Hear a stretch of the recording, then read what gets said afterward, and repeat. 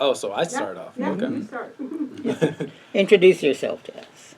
Hey y'all, how's it going? My name is Misael Ramos, and I am running for District 1 City Council here in Austin, Texas. I've been in Austin for over 20 years, and the reason why I'm running is to put people over profit and make the working class families that make Austin run, make their lives easier. Uh, Time after time, we've seen policies being passed at City Hall that don't actually reflect the people or the communities that we should be supporting. And I'm going to change that. I've done over a decade of community organizing here in East Austin, ensuring that we have historic preservation for Black communities, ensuring that we've done affordable housing correctly within the most low income areas, and also ensuring that we're passing just policies when it comes to anti displacement. And so that's why I'm here. That's why I'm showing up. Right now, we have an influence of tech billionaires and special interests and lobbyists that are really trying to control what's happening at City Hall. And that needs to stop. That's going to stop on my watch because I organize and I ensure that people are building collective power so that they can have influence on the structures that have been put in place to stop us. And with your vote and your support, we can bring community to City Hall. Thank you. My name again is Misael Ramos, and I'm running for District 1 City Council. Happy to be here. Thanks, y'all. Uh, my name is Gerald. I got my first question is what specific changes would you push for in your first 100 days? Within my first 100 days,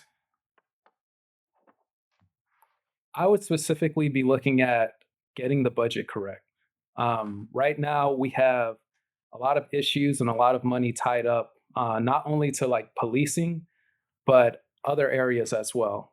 I would look into where we might have wasteful contracts and potential contracts with consultant companies, and try to see if we're getting any results. If we're not, we need to cut some of those because there are goods and services that we provide as a city to help the most impacted that we've had to cut within the last year. And so that's the first my first focus for the first 100 days. Mhm.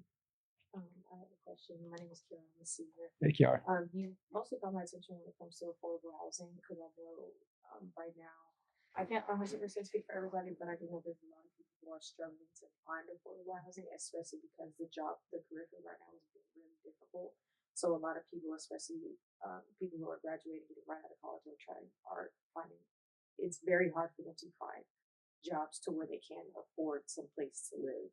So I would say, what is the plan when it comes to that? Because as someone who is also again looking for affordable housing, there are a lot of things that can diminish that or just make it extremely extremely difficult. So what is that plan?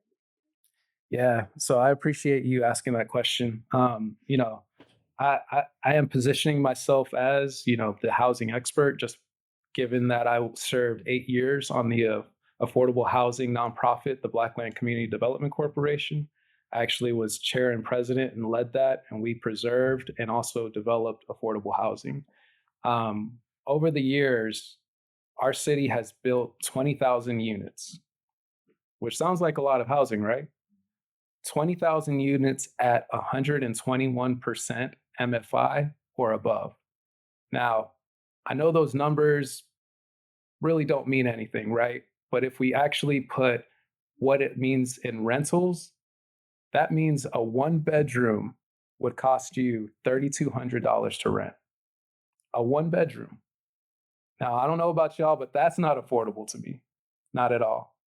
0 to 30% median family income units, only 466 were built. Those units, 0 to 30. That is very true because there's a lot of spots that do have like affordable housing listed, and their percentage Yep. is 50%, and 50% max is usually like $56,000 a year. Yep. And I know there is one apartment complex that I've even looked at. Their 30% is like you can't make a minimum of 20,000, a maximum of 28,000. If you cap out, you can't get it. Yep. And it's hard to find 30% because there's So- rarely any. What's the answer? Because PR is raising some Mhm. real time. Yeah, I'm on my issues. apartment. I've been on my apartment for like months. Yeah. Real time issues to solve. Yeah. I appreciate, you mentioning that, and breaking down those stats.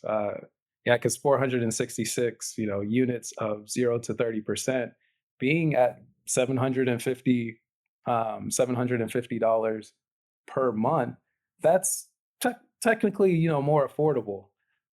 For me, the way that I look at it as one, if we're going to essentially push for, affordable housing, we do have to support a housing bond.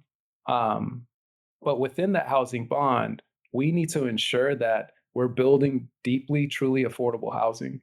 We can't just let it go to, the private sector or developers to dictate what's being built. Because if not, we end up getting, 60%, 80%, 120% units being built. And so, with my ability to, not only negotiate and bring folks to the table, but I would push for a housing bond to ensure that we're building, affordable housing over the next couple of years that ensures that we are serving most of the population that needs affordable housing here. The second thing is we need to empower our community development corporations. Our community development corporations are, small nonprofits that can actually create affordable, truly affordable housing. While I was at Blackland Community Development Corporation, we had so our bylaw said 60% median family income is that was the max that we could build. We couldn't go over that. We actually had the majority of our tenants around that 30 to 40% median family income. And so that's about $500, $600 a month, which is really affordable. And Blackland is right there off of, Chicon and Manor Road, which is the heart of East Austin, the heart of Austin, right? Um, I'm looking to expand that and empower our community development corporations, whether it's coming out and ensuring that a low income trust fund for low income housing is created, or looking at our fee in lieu and ensuring that that money is actually being plugged into um, those nonprofits that are actually developing truly affordable housing. That's what I plan on doing. The third is 11th Street, and we'll get into that. We'll get into that a little later. Hi, my name's Amani. And I just have like a general question first, two questions. What makes you different from the other candidates? The thing that makes me different from other candidates, and I mad props to the other candidates. Like we've all gotten some really big wins, like here within the city. I look at not only my analytics standpoint and experience that I bring, but also my community organizing standpoint. Um, you know, in this race, there a lot of folks are going to talk about preserving history, preserving culture, preserving legacies. I'm the only one in this race who's actually been in these communities and has actually succeeded at getting a historic district. The historic Rogers Washington Holy Cross Neighborhood Association is also the first Black historic district in Austin. The first Black historic district, y'all.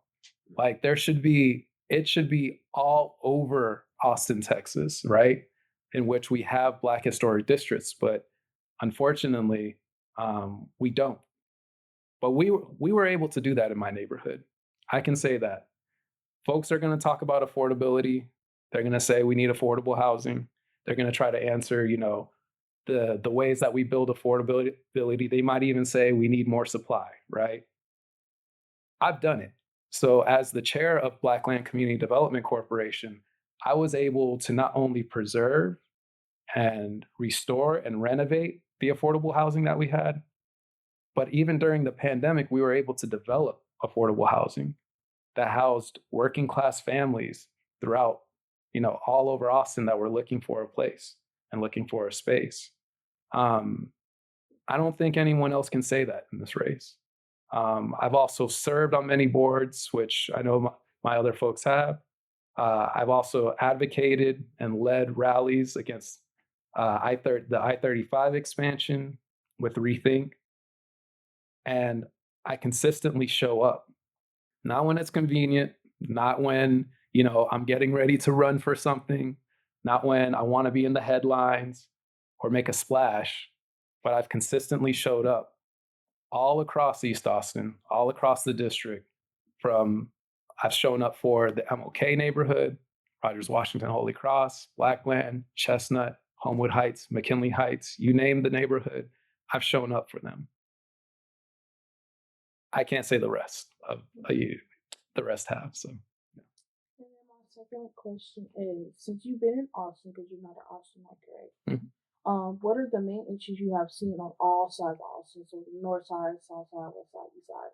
And how can you make sure that everyone is getting the attention that they need, while also not making sure that there's any disagreements or anything like that? That's a good question. I'll back up and answer the first part or the second part first. So at the end of the day, right, whether we agree with people's politics or policies, we have to work with them. There are other council members that we have to work in conjunction with. And whether we like it or not, we got to get their votes. I have collaborated and built coalitions across the city to ensure that we're pushing policy, whether it's for anti-displacement or the equity preservation program that helps legacy businesses and homeowners stay in homes. That's first and foremost. It's being able to communicate, being able to organize on the dais, and ensure that whatever goals D1 has, it's actually going to get supported when we bring it up. Second, to answer your second question or your first question, the issues that I've seen besides affordable housing, because we need affordable housing everywhere. It just doesn't need to be here in East Austin. It needs to be in North Austin, West Austin, South Austin too. But I also see an issue with connectivity.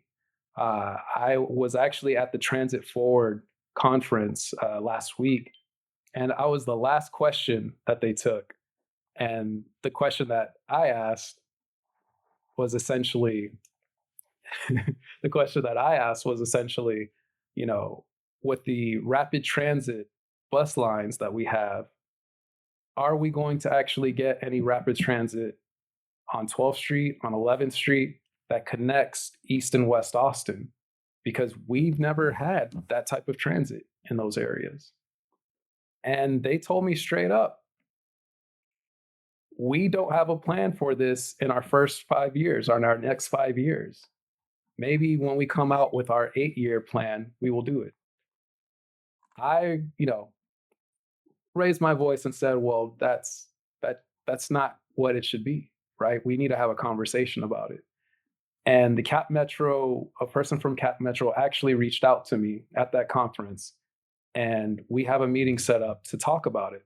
They actually told me that these plans that they have are amendable, but they just don't have people showing up to be able to say like what they need. And so, my leadership is I'm always going to be in those rooms. I'm always going to be connected to community. And I'm always going to be advocating for what we need at times like that, so that we can ensure that we're getting the services that have been underserved here in this district.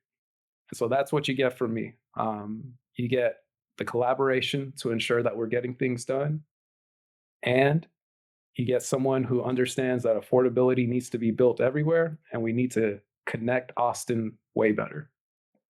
Thank you. Yep. Okay, next. I met you earlier. I'm Mahogany, a senior. Thank Nice to see you again. Thank I just have two questions. My first question has to do with a point you made about who's been participating in these city hall meetings, specifically tech individuals, tech representatives. How can you describe how those conversations have been going between, business entities and residents? How have those ideas been exchanged? How's that been going? It's been going pretty interestingly, I would say, to say the least. You know, when getting into this race, I wasn't sure what the small businesses would think, right? Because fundamentally, the way that we think is like small businesses want density so that folks can come and access and they get additional units like within the neighborhood so that folks can like walk to their business and patron it more and they have more revenue.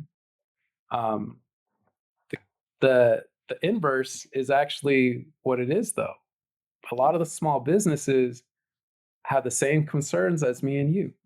They have the concerns of the culture being wiped out, the people that they serve, the community that they've gone to and rooted themselves in, being displaced and being destroyed. And what they want is to ensure that one, they can keep their prices low, and two, that they can continue to serve the community that they built their business around so that they're able to see, their people flourish and they're able to see those customers. Um, Unfortunately, right now, we have a lot of influence from tech billionaires, lobbyists, and other special interests coming into City Hall. They started at, the federal level, they went down to the state, and now they're here. They're here at City Hall too. They're influencing what we do with housing, they're influencing what we do with transit, they're even influencing what we do with the environment, right?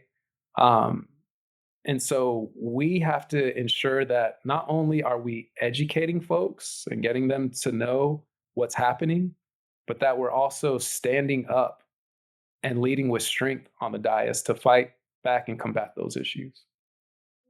And my second question has to do with another point you made about transparency, making sure that money is dispersed to organizations properly. On your end, what would you do to make sure that there's transparency so the public can be reassured as far as the distribution of funds? And if you're not sure as of now, is that something that's discussed? Yeah, I would bring it up with city legal and see what we can and can't do, to ensure that we stay within the correct bounds of things. But what I can tell you, what I would like to see is I would like to see an annual report and a quarterly reporting mechanism on the city's website that shows you like what's been dispersed and also the the solutions or the issues that it's been combating and metrics around those problems. One of the things that we did for the community investment strategies, which is also a part of the anti-displacement package for Project Connect, was we wrote a CLT Community Land Trust Accelerator program. And believe it or not, within that program, when we were moving along and about to get approved for the grant, we actually brought up the conversation of, are y'all not going to measure like what we do with this money? And they actually said, no, like whatever you do with the money is, what you do with it, as long as you're teaching the class. So we took it a step further. And what we did was we took it to basically show at the end of, each cohort how many folks graduated from that cohort to learn how to set up a community land trust. Then we took it another step further to say which community land trusts were successful, and then how many houses were put into those community land trusts or developed within the community land trust, and then talk about the affordability rates of those. That's the transparency that I'm going to push for, because I believe that your hard-earned money should actually be going towards solutions that you can see.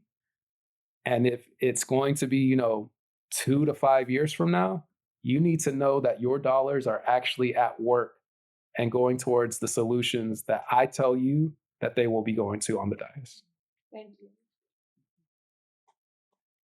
Ryan Putzin Mitchell, I'm a senior here at HD, communications major. Previously, when you did your introductions, you mentioned people over profit, Mhm. and that really dinged my ear tremendously.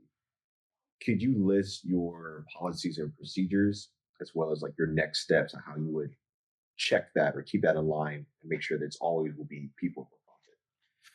Yeah, yeah. Of course, I definitely would model it, essentially ensuring that we're not taking, lobbyist money, we're not taking big developer money. The only developers you'll see me taking money from are affordable housing developers. And so that's one way I'm going to just lead and model that. The second is a policy that I would like to pass is I would like to cap how much money we can bring in from lobbyists, from special interests, and from, folks who could potentially have huge influence on how policies are passed on the dais. Greg Kassar actually passed, well, he didn't pass, he actually pushed a policy to cap how much money would come in. We eventually landed on a policy that says elections have to be capped at a certain amount from outside the state or outside the city, I should say, uh, and how much should be, outside the U.S. as well. I want to take it a step further. I don't think special interests should be at our local politics. To be quite honest with you, I don't think it should be at our federal politics either. And so I will explore to ensure that special interest money is taken out of this whole ecosystem, because at the end of the day, right now what we're seeing is folks with folks writing the biggest checks are getting the biggest voices, and that's not democracy. Thank you. All right. Hi, my name is Ruby. I'm a sophomore here. And my question really goes back to, should really have asked this sooner, but you ran in 2020. Yep. And lost to the current councilwoman, Natasha Harper Madison. What is different about you, your campaign, and that makes you confident that 2026 is your year? Yeah, 2022, one, I I learned a lot. I learned a lot from that first run. Number one is start early. Start early. I think I declared last time like in July, which, July, what's that, the seventh month? I only gave us like 4 months, if that, to essentially, try to fight against an incumbent that was well funded, and also well known. Uh, and even though I started late, I got second place. Mm. I think that's a big deal and something that I always rest my hat on. This time around, I feel like I have the time. I feel like I have the team. Well, I know that I have the team. I have some really good folks that currently work with elected officials on my campaign, helping us out. I have consultants that are also helping us out that have ran federal campaigns as well. And I feel like I doubled down on community organizing since 2022 and now.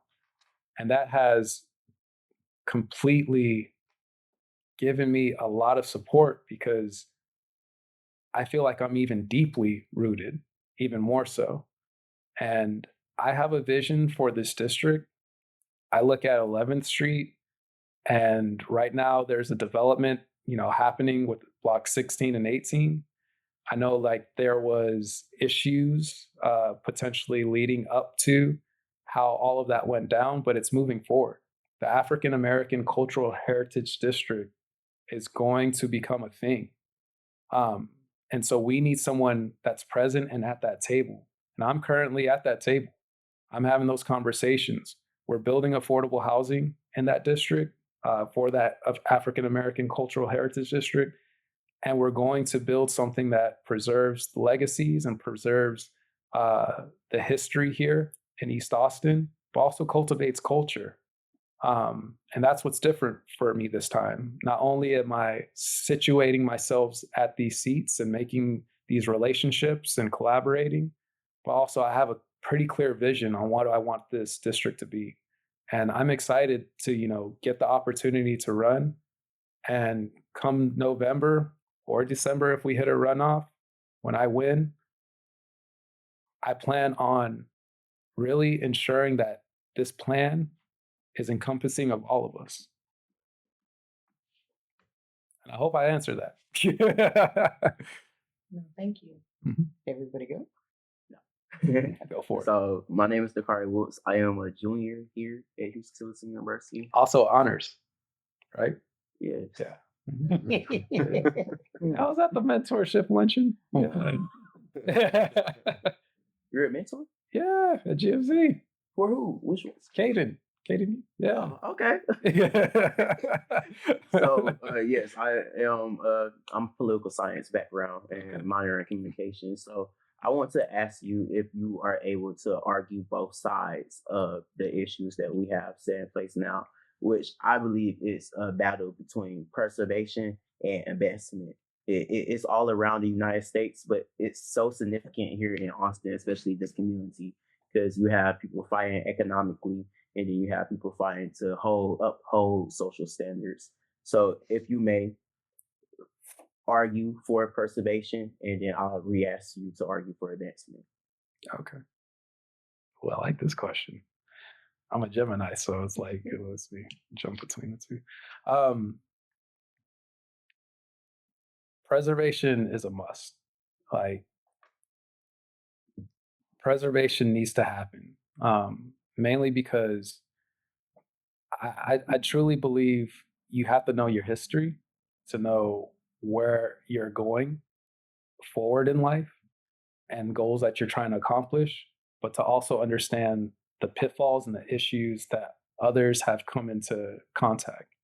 This is most important from a leadership policy writer standpoint, because oftentimes when folks don't understand the history, they don't make the connection of historical inequities to people and communities and how those folks are impacted with policy that don't center them. And so I I truly believe and I fought for preservation because our stories need to be told from that respect, but also from the respect of we're seeing, rapid gentrification, and we're literally seeing cultural erasure here, not only in Austin, but everywhere else. Now, I'll speak specifically to Austin because, I think the voter electorate here in District 1 is like 61%, 62% white. Some of these folks have moved to East Austin, and I've had conversations with them and they're like, "Oh wow, this was the black part of Austin?" It's a sad, sad day, right? Like this was a bustling part where our people, could take pride in, but also see themselves in on the daily. And if you're getting rid of the people and you get rid of that history, then essentially you get rid of, the parts that are significant that make a community or make an area what it is. And so for me, I see it as like preserving legacies, preserving histories are important from various standpoints. All right. Well, thank you. And now, if you could argue the opposing side, it's best to have a councilman who is able to argue both perspectives to see which is better. So, if you could now argue for advancement. Yeah. This is going to be kind of a cop out argument, but I will say it like this. Even though, there are histories and legacies that have come before us, we need to ensure that we're also planning for the future. Right now, we're seeing the results of folks who didn't plan for the future.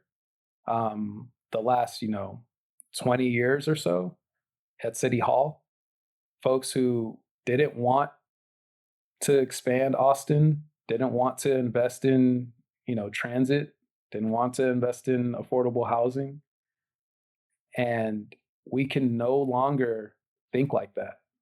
We have to continue to advance and progress forward so that whoever moves here and whoever lives here can actually lead a healthy life. Instead, we have 35 being expanded upon. That's creating a bigger divide within East and West Austin, right? We're seeing we're seeing a we're seeing housing built, but it's not affordable. It's not trickling down like everybody said that it would. We're also not seeing not seeing the people reflected.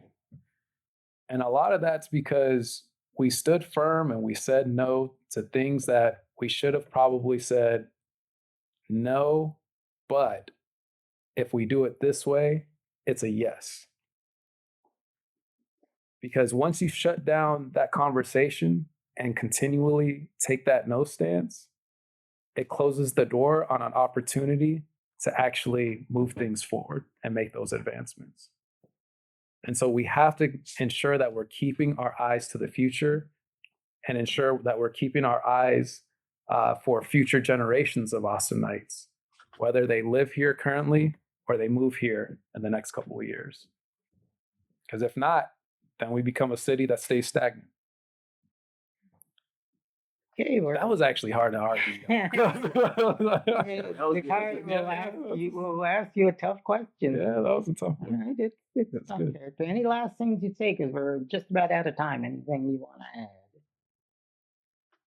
Well, thank you again for bringing me in and asking me all the questions.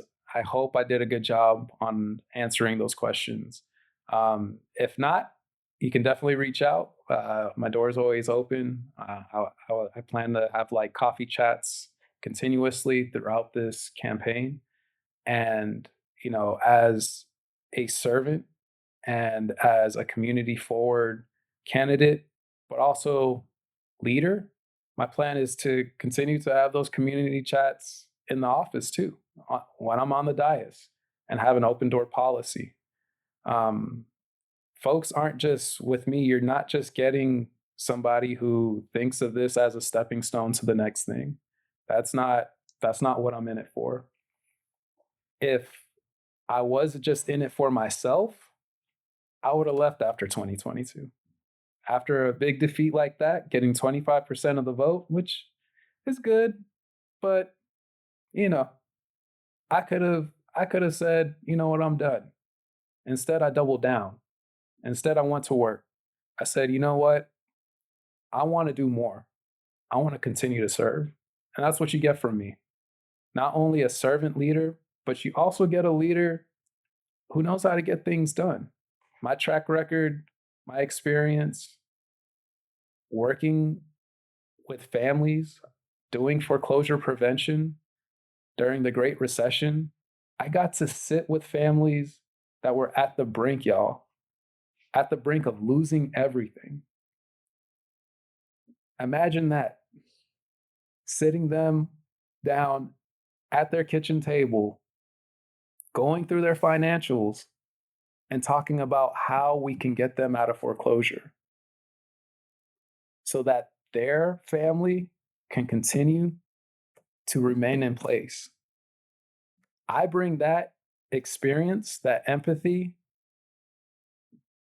and that way of communicating into everything that I do. And that's what you get from me. That's the type of leader you're going to get. One that listens, one that organizes, one that builds, and one that's not afraid to speak up and speak out. And so would love to have y'all support in any way. Reach out, misaelfораustin.com. If y'all are ever interested or you have any questions, you can DM us on Instagram, Misael, Misael, Da1, Dewan, Ramos. And yeah, connect with us. Connect with us at any time. It's going to be a long campaign. Also, we're having a campaign kickback. It's like a couple blocks from here after finals. So hit me up for that too. Hit me up for that too. But yeah, that's what you get from me. You get an organizer, a leader, and a person who's compassionate but also has good experience and getting things done. And I would definitely love to have y'all support, and I appreciate y'all bringing me in here. And I want to ensure that we're building a future in which a person can go to HT and graduate and say, I can remain in the city. I can actually see myself in East Austin. I can see myself in the culture. I can see myself in the history and in the people. Thanks, y'all. Thank you. Thank you. Yeah, anytime. Are you still gonna be mentoring that season? Yeah. That's the plan. That's the So plan. if I ask Dr. Miles for me and have two mentors, would you be okay with that? Yeah, I would be